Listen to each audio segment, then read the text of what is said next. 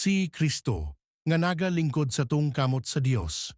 Kolosas 3, isasugbuanon daton nga Biblia, busa kung nangabanhaw kamo uban kang Kristo. Pangitaan ninyo ang mga butang nga atua sa itaas diin atua si Kristo, nga nagalingkod sa tung kamot sa Dios.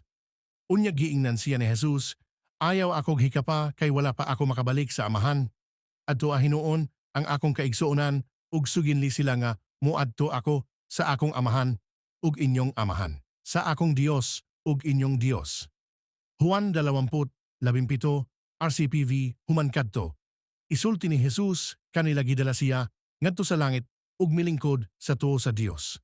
Marcos 16:17 Bible in Cebuano gipasidunggan sa Dios si Jesus ug atwa na siya sa iyang tuong kamot, ingon nga pangulo ug manluluwas aron kitang mga Hudyo mahatagan ug kahigayonan sa paghinulsol aron mapasaylo ang atong mga sala. Buhat 5:30 APSD-CEB 55. Apan si Esteban nga puno sa Espiritu Santo mihangad sa langit ug nakita niya ang himaya sa Dios ug si Jesus nga nagtindog sa tuo sa Dios. 56 na miingon siya, "Tan-awa, nakita ko ang langit nga naabli ug ang anak sa tawo nga nagtindog sa tuo sa Dios." Mga buhat 7:55 na RCPV.